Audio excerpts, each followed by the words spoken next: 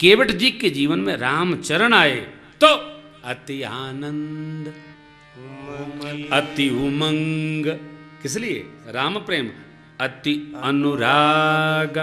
ओहो, भगवत पूजन में, भगवत कथा में, भगवत पाठ में, भगवत नाम संकीर्तन में, जाप में क्या था?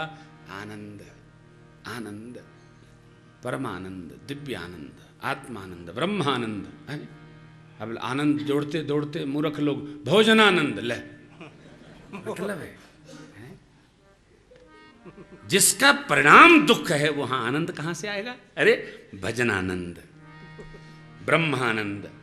यहां दुख परिणाम नहीं है, यहां आनंद ही परिणाम है। इसलिए केवट भैया के जीवन में ब्रह्म पद, अरे ब्रह्मा जी ने जिसको पखार कर कमंडलू में गंगा जी धर ली, बाबा ने शीश धारण किया, वह सोई पाए पाई के, चढ़ाई नाव धोए बिनु, खोई हूं ना पठवनी कि होई हूं ना हसाई के।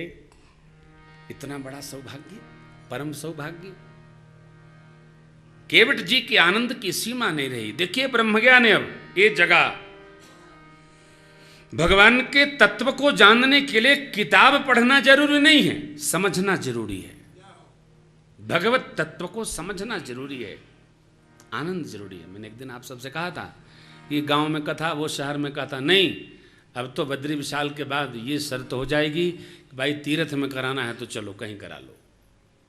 चलो नगर गांव में जितनी कथाएं चल रही हैं वो चलती रहेंगी। शेष काशी में कराओ, तीर्थराज प्रयाग में कराओ, द्वारिका में चलो, रामेश्वरम चलो, बाबा जी दक्षिणा, बस कथा करा लो, यही दक्षिणा साहब। अब हम परलोक बनाएंगे, लोक बहुत बन गया। हाँ, ये कथा अब हमारे लिए नहीं, हम अपनी परमार्थ यात्रा के लिए करेंगे। आपको भी आनंद हो, क्योंकि तो कामधेनु है। अब केवट भैया के जीवन से और धाम में बुद्धि न आई तो दुर्भाग्य समझो। कैसा आनंद बरस रहा है, कैसी लहर आ रही है।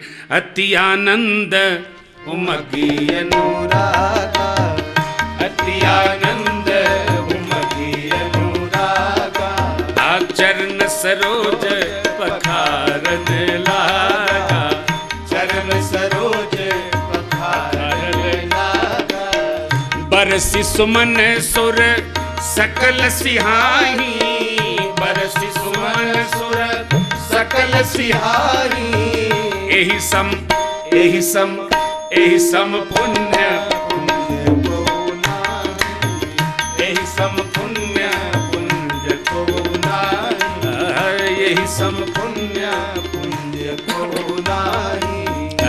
पद पखारी जलपान करी आप सहित परिवार। देखिए भगवत चरणामृत यहां से लेना चाहिए, इसको कहते हैं ब्रह्म तीर्थ,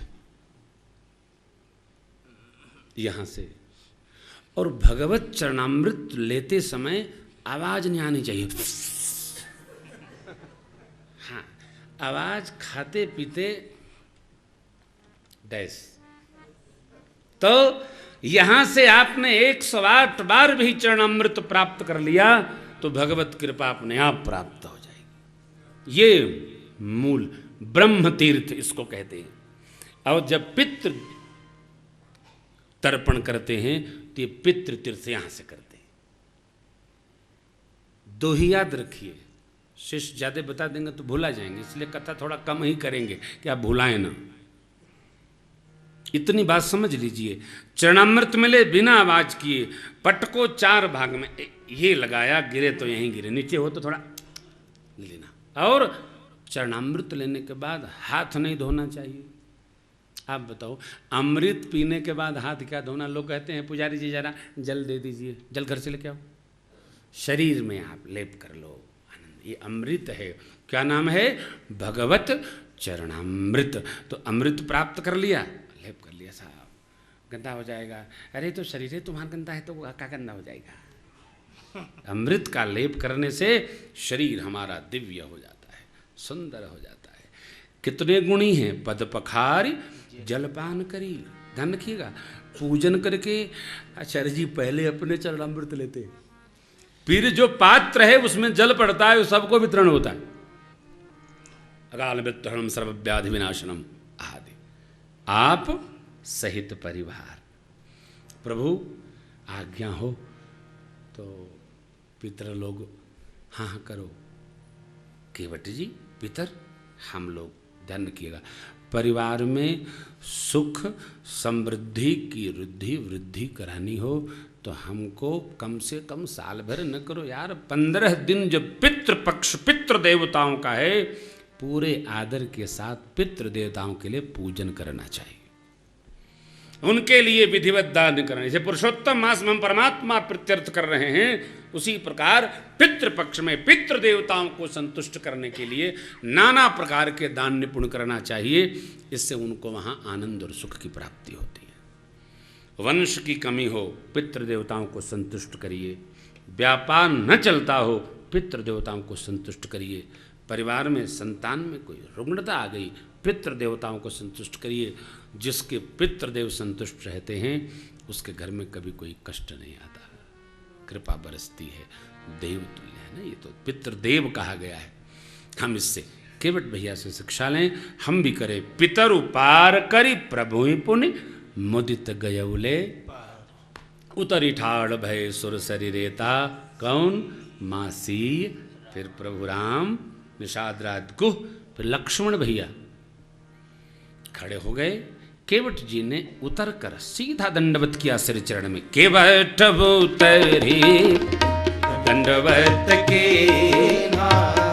प्रभु ही सकुच पियहि यकीसिय जान निहारी, मन मुदित उतारी। कहे वो कृपाल ले ही उतराई, कहे वो कृपाल ले ही उतराई। केवट चरण कहे खुलाई, केवट चरण कहे खुलाई। केवट चरण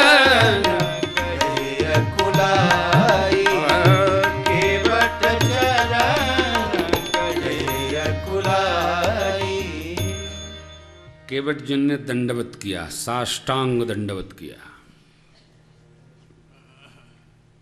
प्रभु को संकोच हुआ, किस बात को लेकर इसको कुछ दिया नहीं। क्यों?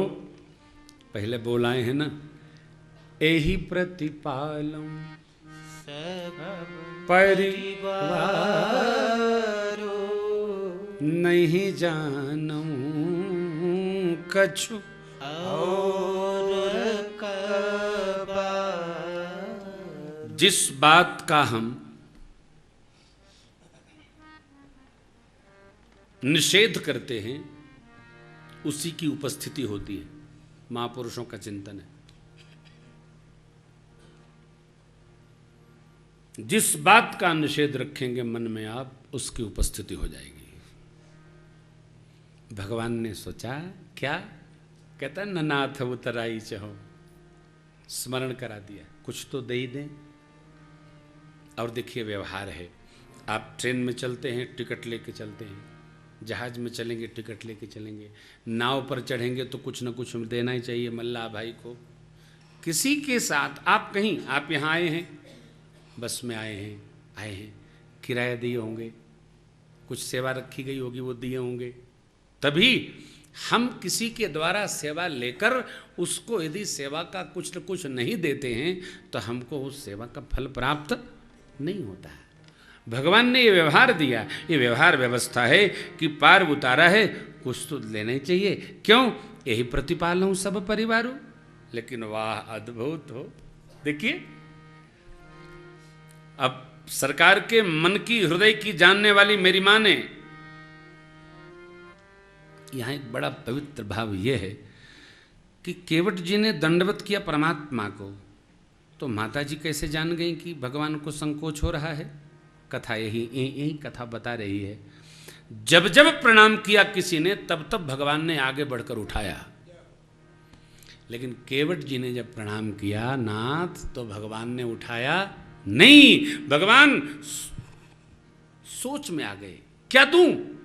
और पति के हृदय की जानने वाली मेरी जगत जननी पारंबा मां भगवती सीता महारानी जान गई, मणिमुद्रिका उतारी, आगे बढ़ा दी। भगवान ने लिया नहीं, भगवान कहते हैं लीजिए, केवट चरणों में गिर पड़े। प्रभु नाथ आज मैं काहन पावा, मिटे दोष दुख दारिद। हे प्रभु आज मुझे क्या नहीं मिल गया, क्या पाए? अरे आपके दर्शन हुए, भगवत दर्शन से नेत्रों के दोष समाप्त हो जाते, भगवत स्मरण से मन का दुख समाप्त हो जाता है। भगवान हृदय में भगवान की भक्ति आई, भगवान विराजे, है चरणामृत चला गया हो, अमरता प्राप्त हो गई, दैहिक दैविक भौतिक तीनों ताप से मुक्त हो गया मैं। क्या नहीं मिला? दावाग्नि मानो समाप्त हो गई। प्रभु क्या ब्रह्म भाव है। बहुत जन्मों से लगा था मैं, बहुत काल में कीन्ही मजूरी, आज दीन विधि बनी भली पूरी। आज भर दिया ब्रह्मा जी ने, इसलिए हे प्रभु अब मुझे कुछ नहीं चाहिए, अब कछु नाथ न चाहिए मोरे। अपने भरोसे नहीं, उनकी कृपा से। दीन दयाल अनुग्रह तो, हे प्रभु आपके अनुग्रह से, दो शब्द हैं कृपा और अनुग्रह। कृपा तप साध्य है और अनुग्रह कृपा साध्य है। बारंबार स्मरण में रहे, भगवान कृपा तब करते हैं जब कोई संत कह दे। अहल्या जी पर कृपा कैसे हुई? चरण कमल रज चाहति कृपा करहु रघुवीर। जयंत पर कृपा कैसे हुई? जयंत ना, इंद्र का बेटा। नारद देखा विकल जयंता, लागी दया कोमल चित, पठवा तुरत राम पहिता। भेज दिया और भगवान ने कीन, शब्द बदल गया, भगवान ने कीन मोह बस द्रोह, यद्यपि ते ही कर बध उचित, प्रभु छाड़े करी छोह माने कृपा को, कृपा रघुवीर। भगवान कृपा करते हैं कब? जब कोई संत महापुरुष सदगुरु पिता कह दे, भगवती कह दे। लेकिन अनुग्रह भगवान तब करते हैं जब हमारे ही कर्मों को देखकर भगवान गदगद हो जाते हैं। केवट जी का भाव देखकर भगवान बोला, दीन दयाल अनुग्रह तो, प्रभु आपके अनुग्रह से मुझे कुछ नहीं चाहिए। अभी आपसे मैंने निवेदन किया, ये सरल है क्या? हे भगवान बद्री विशाल, आपकी कृपा, कृपा भी हमको नहीं चाहिए। आपको लगता है कि हम कृपा लायक हैं तो दीजिए, हम क्यों कहें कि हमको चाहिए? अरे भाई आपको, आप हमको देख रहे हैं, आपको चाहिए देना तो दीजिए, नहीं चाहिए आपकी मर्जी। बाबूजी का गीत, अच्छा भगवान तेरी मर्जी, अच्छा भगवान तेरी मर्जी, अच्छा भगवान तेरी मर्जी, अच्छा भगवान तेरी मर्जी, अच्छा भगवान तेरी मर्जी, अच्छा भगवान तेरी मर्जी, अच्छा भगवान तेरी मर्जी, ओ अच्छा भगवान तेरी मर्जी। केवट जी ने भगवान से कुछ नहीं, केवल अनुग्रह चाहा और कहा, प्रभु यदि आपको देना ही है तो जाते नहीं, आते। फिरती बार मोहि जो देवा, सो प्रसाद में सिर धरी ले। वापस आकर, चढ़ाई में नहीं, ये व्यवहार है। घर से कोई निकले तो देकर भेजो, वापस आए भले प्राप्त कर लो। कोई बाहर जा रहा हो तो उसको कुछ मीठा खिलाओ, कुछ द्रव्य डाल दो पॉकेट में, जाइए और छिखराइए, जल्दी लौटिएगा।